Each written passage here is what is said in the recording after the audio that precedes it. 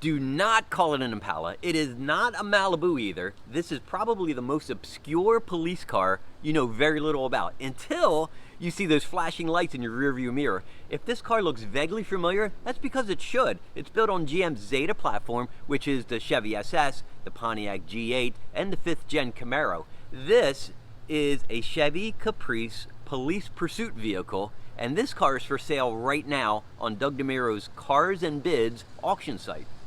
I bought this car 9 months ago, and it was my daily driver at that time, but that's also about the time when the virus struck, things shut down, schools closed, and the amount of driving that I was doing at that time just plummeted. I put about 2,000 miles on this car in the time that I've had it, but frankly, this thing just sits more and more. It sits for weeks at a time in the garage, and that's a sign to myself that says it's time to sell, it's time to move on, time to let somebody else drive this and enjoy this and share in the fun of this car.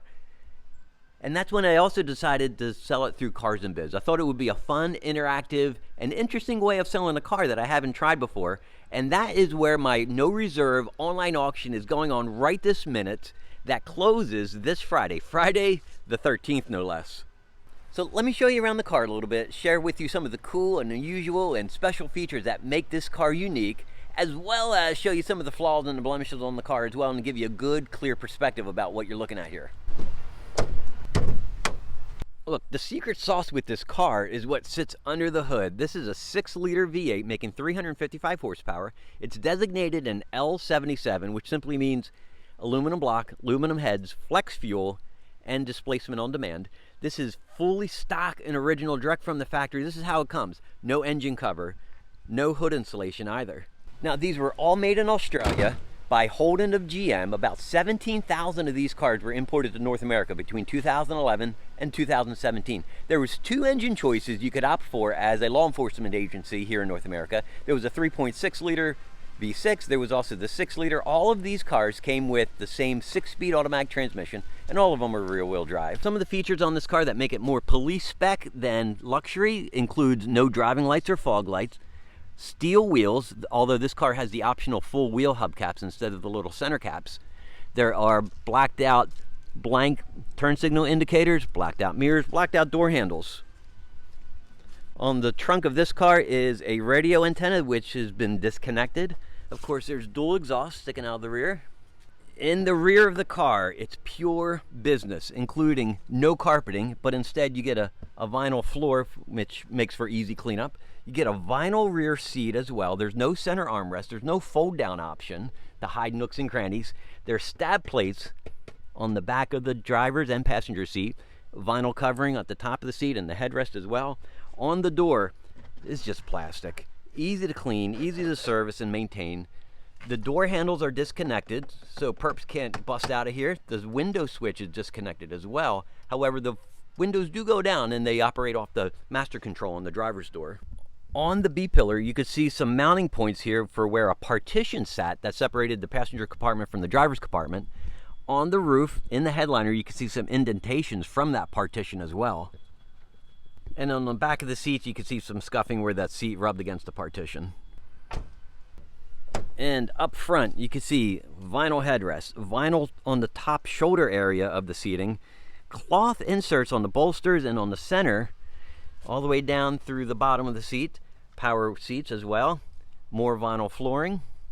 On the door, you have your master controls for your power windows, power locks, and all 4 window switches, which all work. Again, vinyl, easy wipes, easy cleanup. In between the seats, you have the police spec center console, which is meant for housing radio equipment. There's an offset shifter. In front of the shifter, you have your traction control and performance modes. You also have a trunk button and a power ports. You have dual zone climate control, and above that is your infotainment. However, most of these functions are disabled on police models. On the steering wheel, you have your volume and radio functions. You have Bluetooth, which is disconnected again on police models. This button scrolls through the info screen between the 2 gauges on the dash.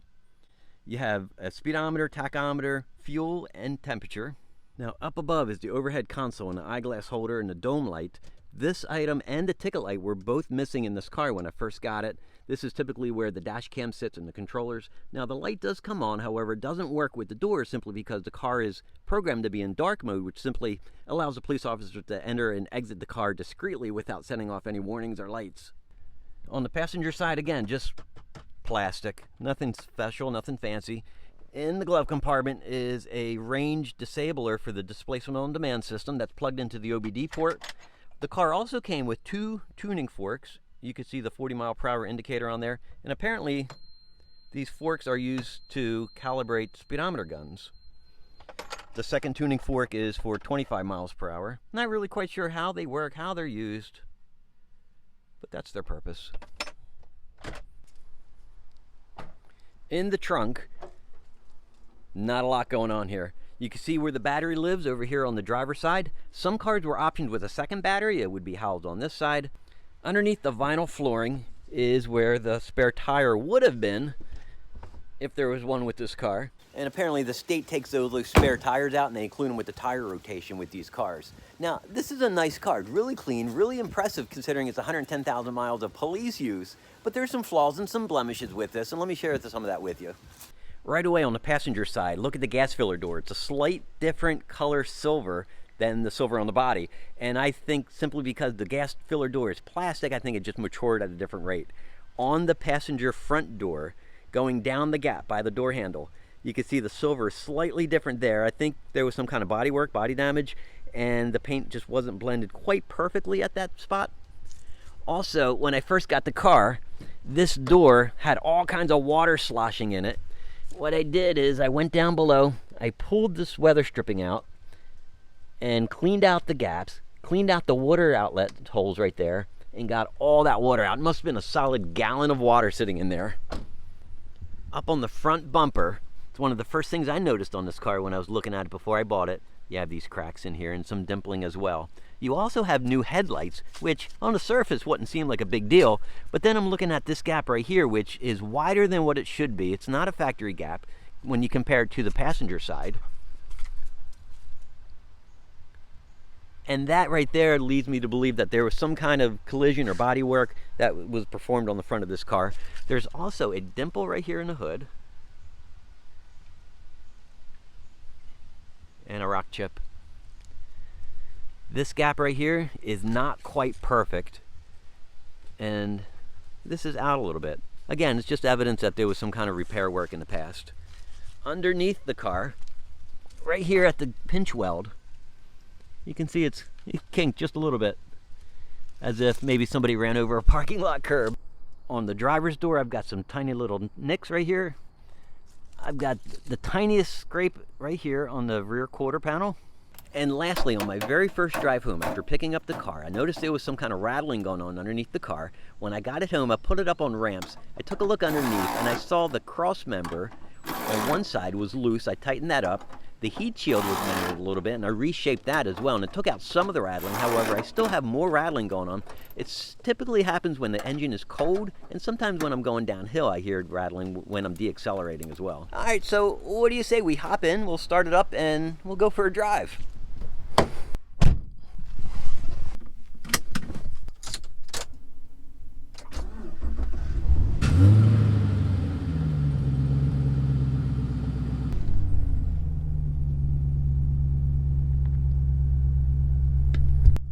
Now this info screen between the two gauges is operated through the source button, and you can scroll through a few different options, including tire pressure, oil life remaining, hour meters, both idle hours and run hours. You also have some custom options and your odometer and tripodometer as well.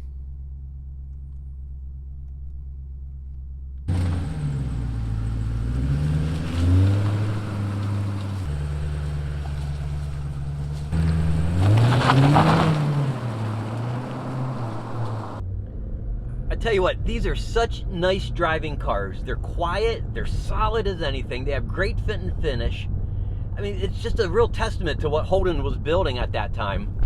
This car, the steering is light, it's not too heavy at all, it's actually well weighted. The brakes are strong, there's lots of pad material left, there's no warping or wobbling in the rotors. This thing accelerates like a rocket ship. That 6-speed transmission, 355 horsepower, this thing flies effortlessly, merges easily on the highway. It handles surprisingly well. I mean, I didn't have high expectations when I first got in it and first started driving this, but it handles really strongly, very flat. The ride is firm but it's not harsh or abrasive at all. The whole package is just very well executed, very well engineered, and it's a great driving car. So even though this car does a lot of things really, really well, there's some knocks on it too. The first thing you notice when getting in is that there's no center armrest, no place to put your elbow. So when you get in, you almost flop over a little bit because you're expecting to put your arm there. Another thing, the blind spot on this A-pillar, it's atrocious. It's huge. Between the mirror and the width of the A-pillar, it's just awful. Some of these Caprices, they have a spotlight mounted there, which just, you know, exacerbates the problem with the blind spot. Also, the steering wheel, it's plastic, it's cold. It's one of the things that I really wish they upgraded from the factory. They put a better steering wheel on. But there's some aftermarket wheels and some stock wheels too from other cars that mount on here and fit on here perfectly. It's a nice upgrade. And these seats, they're fairly firm. They're supportive. You might call them sporty. They're supposed to be sculptured and cut out in a way that allows officers with utility belts on to be able to get in and out of these seats comfortably and easily without getting hurt and jabbed and stuck with things that are on their belt. And lastly, it's the displacement on demand system, the DOD, the active fuel management. It's trouble prone on these cars. I've seen some of these cars with 40, 50,000 miles with DOD problems. I've seen other cars that go 200,000 miles without any DOD problems. It's a real weak link. It's an Achilles heel with these cars. Fixing the system can be inexpensive as, you know, replacing the solenoid system underneath the intake manifold for a few $100s. Or depending how far you want to go, new cam, new lifters, might as well get the heads redone since they're off already, might as well put exhaust manifolds on, headers and a catback system, new water pump. All that could add up to $4,000 or $5,000 as well. It could be inexpensive, it could be really expensive, but overall this car represents a ton of value for what you get, for the horsepower, for the styling, for the performance, for the handling, for the discreetness, for everything you get, for the money that you spend on one of these cars. It's a heck of a deal.